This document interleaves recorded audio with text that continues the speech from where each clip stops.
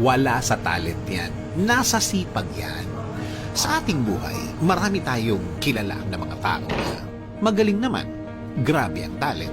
Grabe ang mga abilities nila. Minsan, nagugulat ang mga tao sa paligid niya na may kakayanan pala silang ganon. Kaya pala niya ng ganon. Pero bakit ganon? Bakit ganon ang kalagayan niya sa buhay? Bakit parang hindi match?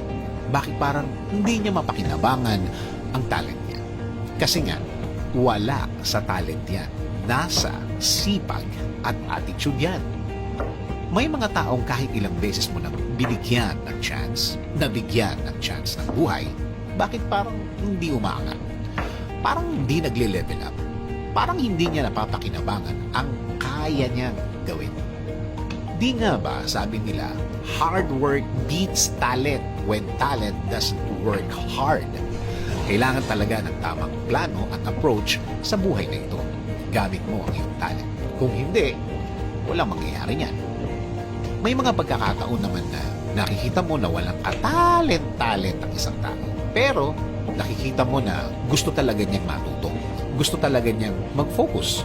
Kahit mga barkada time o labas-labas, kaya niyang isakripisyo basta madagdagan lang ang alam niya at mag-level up ang talent niya.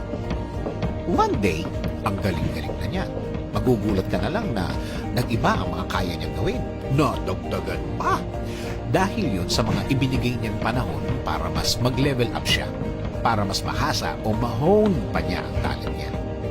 Nag-focus siya at sinabi niya sa sarili niya na hindi siya titigil hanggang hindi niya nakikita ang sarili niya na naabot na niya, na-reach na niya ang pinakamagaling niya through his or her talent. Nakakalungkot na marami tayong kilala na may talent na tamad. Parang ang galing-galing na niya. Feeling niya, hindi na niya kailangan mag-level up pa. Ayaw magpaturo. Ayaw magpag-guide. Saksakan ng yabang. Well, totoo naman, kahit naman napakagaling ng talent mo, kailangan mo pa rin maging humble. Hindi yan lisensya para maging mas mataas ka sa ibang tao, para mas maging VIP ka all the time. Nothing beats hard work, ika nga. Kahit napaka-talented na mga katapat mo o kaya kalaban mo kung saan kapag nag-focus ka, kakayanin mong patumbahin ang sino man basta may sipag at tiyaga ka lang. Kahit gaano pa sila kagaling, tapatan lagi ng sipag at tamang attitude, magiging okay na ang lahat. Humingi ng tamang guidance galing sa Diyos. Hingin sa Kanya ang tamang direksyon. Hingi ng tamang tao na tutulong at magbibigay ng tamang payo sa kung ano man ang ginagawa mo. Hingin ang tamang oportunidad. Pagkakataon para magamit mo ng tama. Ang talent naman natin